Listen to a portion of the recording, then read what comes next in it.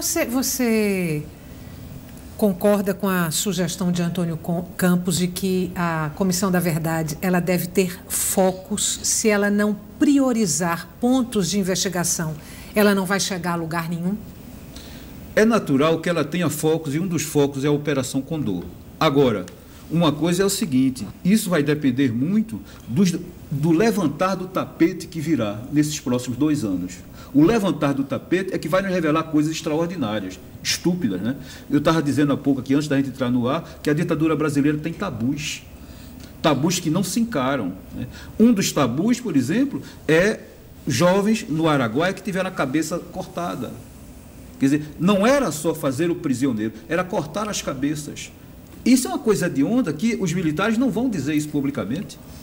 Em relação à operação... Por isso, Estela, que na representação que iremos fazer, nós vamos fazer um roteiro sobre a Operação Condor, do que já pesquisamos em quase já 6 meses, para propor um roteiro de trabalho sobre a Operação Condor, a Comissão da Verdade, com documentos, requisição de depoimentos, ouvido de depoimentos, de documentos a outras comissões da verdade que aconteceram na América Latina, informações à Justiça Italiana, à Justiça da Espanha, e que certamente trará provas relevantes, que irá um roteiro, além de focar a Operação Condor, ser um dos focos, a representação traz um roteiro sobre a Operação Condor, para facilitar um procedimento investigatório sobre esse tema. Esse roteiro para a investigação, você apresenta tão logo a comissão esteja formada? Ele está 95% pronto, estamos lapidando, inclusive uma obra com algumas colaborações de militantes,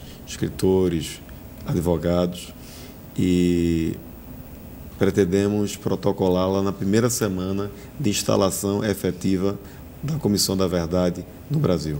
Faltam 5 integrantes ainda, 2 estão definidos, faltam 5. Não está demorando muito, não? Bom, do ponto de vista da história, a gente pode dizer que o Brasil demorou muito, né, para constituir sua Comissão da Verdade. Agora, nunca é tarde. Quer dizer, pior do que não ter a comissão, quer dizer, pior do que demorar tanto para compor a comissão, ou formar a comissão, ou conseguir as condições, né, políticas para que se faça a comissão, é não fazê-la. Quer dizer, se a gente observa na América Latina e em outros países, outros continentes também, mas sobretudo na América Latina, as comissões chamadas comissões de verdade ou de esclarecimento, ou tem outras denominações que ela toma, dependendo de país a país, essas comissões foram constituídas relativamente cedo com relação ao processo de redemocratização. Quer dizer, nas transições democráticas se criou um certo sentido da constituição de uma justiça de transição, né? Ou seja, de uma situação que se tinha de autoritarismo para a democracia. E no âmbito dessa justiça de transição se constituíam essas comissões. E foi importante, tem sido importante, né, para que os países encarem, e suas populações, evidentemente, encarem os fatos que ocorreram e aprendam com esses fatos para que eles não se repitam. E também muito importante para que aqueles que foram combatidos durante o regime militar, que foram atingidos, né, tiveram seus familiares atingidos, perseguidos, mortos. Quer dizer, é muito importante dar voz a esse conjunto de pessoas que constitui o que a gente chama a sociedade civil. Então, uma das razões de constituir a Comissão da Verdade é essa. Inclusive porque o resultado final da Comissão da Verdade, das Comissões da Verdade, são relatórios que têm que se tornar públicos. Na maior parte, eles se tornam públicos. E eles vão subsidiar ações. Mas a Comissão da Verdade, ela não vai fazer julgamento. Não se trata de constituir tribunais excepcionais que vão apurar e vão julgar e vão condenar. Quer dizer, agora subsidia, logo em seguida, evidentemente, a ação do Poder Judiciário. Então, se espera muito, inclusive, do Poder Judiciário após o trabalho da Comissão da Verdade. Embora tenhamos tardado bastante a construir essa comissão e ainda estejamos constituindo, né, os seus membros, nunca é tarde para enfrentar essa verdade. Né? Quer dizer, o que aconteceu no país, independente da dimensão, né, do quantitativo que foi atingido, nós vivemos uma ditadura, um período de exceção, onde não havia liberdade, onde as pessoas eram perseguidas por suas convicções, muitas vezes até pessoas que não tinham convicções ideológicas de esquerda, mas por alguma razão era incômodo ao regime, eram perseguidas e muitas vezes mortas, e os familiares não têm conhecimento das condições em que essas pessoas foram mortas, e muitos sequer onde estão os restos mortais. Então, é impossível que a gente não enfrente esse dilema. O que o Brasil está fazendo não é diferente, quer dizer, não está se inventando algo, não está fazendo nada inusitado que não tenha precedente na história da humanidade. Muito pelo contrário, né? Períodos ditatoriais, como o que nós vivemos, sobretudo o período que chamamos os anos de chumbo, o que mostra a história é que a gente tem que passar limpo. Que países da América Latina, ou se a gente quiser fechar mais o foco do Cone Sul, países que tiveram ditaduras militares que instituíram comissões da verdade? Eu acho que o Brasil é o último, né? Se, Estela, você me permite, e queria parabenizar a bela intervenção do Urariano quando falou que esses números precisam ser revistos e o massacre dos camponeses é algo realmente de grande relevância e que merece ser ainda investigado e divulgado, essa grande violência, mas a participação do Brasil na Operação Condor, afora a questão interna no Brasil, foi mais relevante do que se pensa. O Brasil financiou, em parte, o Chile, o início do período ditatorial de Pinochet. O Brasil teve importância grande numa grande rede de telecomunicações e de comunicações na Operação Condor. Então, a participação do Brasil na chamada Operação Condor, certamente a Comissão da Verdade irá demonstrar que foi mais relevante do que diz atualmente os anais da história. Será a verdade vencendo a mentira, o que espera a sociedade brasileira da Comissão da Verdade. Vou repetir a pergunta porque nenhum de vocês respondeu. Se todos os países do Cone Sul que tiveram ditaduras militares instituíram suas comissões da verdade e se o Brasil é o último deles a fazer isso? O Brasil é o último país a enfrentar a questão da verdade relacionada ao regime militar. A gente tem que lembrar, por exemplo, só para citar o caso da Argentina, né? A comissão constituída já no governo Afonso, no governo da transição. Né? A gente tem que lembrar, por exemplo, Videla, o general Videla hoje está na prisão, né? E foi um dos generais que governou o país naquele período. E nós não temos, estou tentando aqui puxar pela memória, mas acho que é isso, nós não temos mais nenhum dos generais vivos, todos morreram.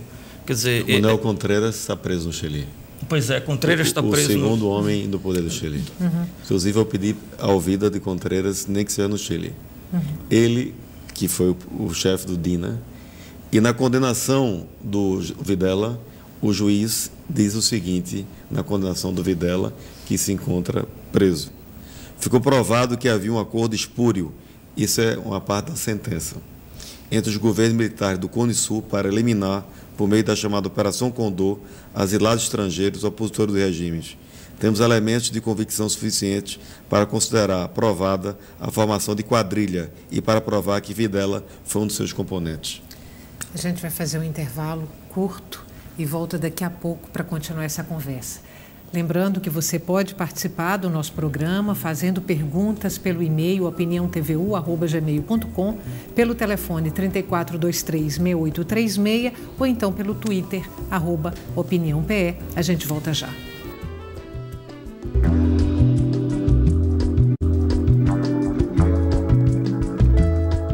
Estamos de volta com a Opinião Pernambuco e o tema de hoje do nosso programa é a Operação Condor e também a Comissão da Verdade. Você pode participar do debate enviando perguntas para o e-mail opiniãotvu@gmail.com, pelo telefone 3423-6836 ou pelo Twitter, @opiniãope.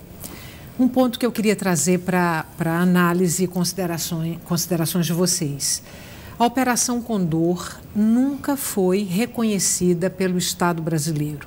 Isso pode dificultar as investigações da Comissão da Verdade, por exemplo, em relação à Operação Condor? Eu diria, Estela, o seguinte: em relação ao governo federal, há um episódio no Brasil, no Rio Grande do Sul, chamado o caso dos uruguaios, que foi uma operação conjunta entre aparelhos repressores do Brasil e do Uruguai, que sequestraram um casal de Uruguai e seus filhos, e que foi reconhecido pelo Estado do Rio Grande do Sul e pela Justiça do Rio Grande do Sul, a Operação Condor. E houve um reconhecimento tanto por parte do Uruguai como por parte do Estado do Rio Grande do Sul e um pedido de desculpa à existência da Operação Condor. Em relação à União Federal, não há um reconhecimento oficial da existência da Operação Condor. Há os anais da história. Só um parêntese, esse caso desse casal uruguaio, se eu não estiver enganada... Tem um livro famoso. Ele é relatado no livro de Samarone Lima, no livro Clamor, a vitória de uma conspiração brasileira. Se eu não me engano, está relatado nesse livro.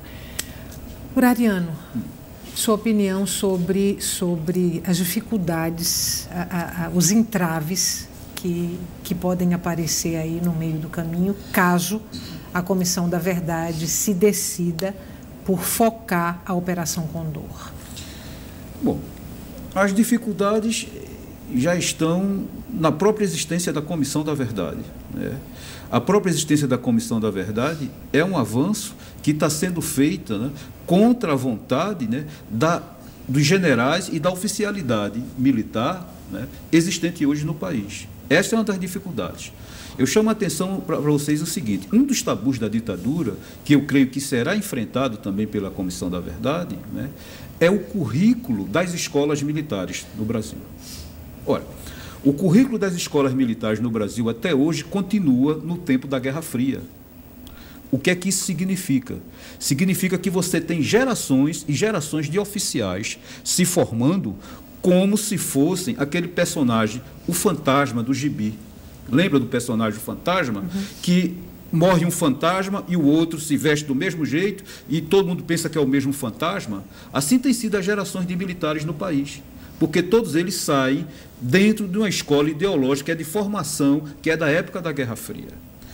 Como é que se nota isso? Um ano passado se levantou, né, os livros de história que são adotados nas escolas militares são livros de escola que pintam até hoje sindicalistas como terroristas. Os patriotas que combateram a ditadura até hoje são chamados de terroristas. Então você tem todo o pessoal que sai de Agulhas Negras, que sai da Marinha, que sai da Aeronáutica. A oficialidade toda, ela tem a mesma concepção da Guerra Fria. O que é que isso significa? Significa que os clubes militares, já que estão na reserva, os oficiais estão na reserva, protestam contra a Comissão da Verdade, mas eles protestam usando a opinião que está na caserna, que está na ativa. O pessoal da ativa tem a mesma opinião. Não são todos, mas existem oficiais na ativa, coronéis e generais na ativa, que têm a mesma opinião daqueles que estão na reforma. Então, uma das grandes etapas da democracia no país vai ser a reforma, né, do currículo nas escolas militares, para que a gente forme realmente cidadãos e patriotas. Todo país do mundo precisa de suas forças armadas, mas a gente quer forças armadas que respeitem a população, que estejam a serviço da população, que estejam a serviço do desenvolvimento nacional, e não para reeditar a velha escola do tempo da Guerra Fria. Então, aí está uma das dificuldades que a Comissão da Verdade há de enfrentar em relação à própria Operação Condor. Por quê? Porque ela vai levantar, seguramente, que oficiais brasileiros, alguns vivos, deram aulas de tortura com presos políticos para que fosse ensinar tortura a chilenos, a argentinos. Isso foi feito aqui no Brasil. Aulas de tortura, servindo de cobaia. E isso eles não querem que venha à tona. Esse é um dos aspectos. Como Antônio Campos lembrou, vai se notar que o Brasil teve um papel de relevância nessa repressão. Ela formou quadros.